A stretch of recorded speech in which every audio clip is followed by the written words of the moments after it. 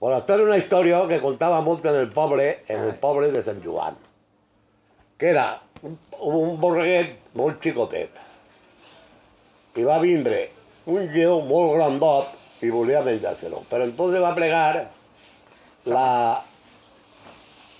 com se diu, el pardal, la jineta.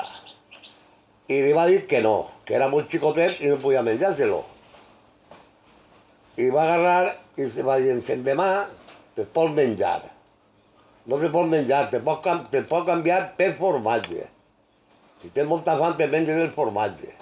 I li va dir, bueno, pues vale. I el demà se van vindre, va anar el lleó a menjar-se el formatge.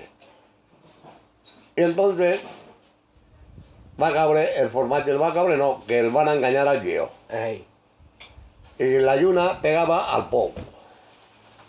I va caure, i se va assomar el lleó i va caure al pou i se va ofegar.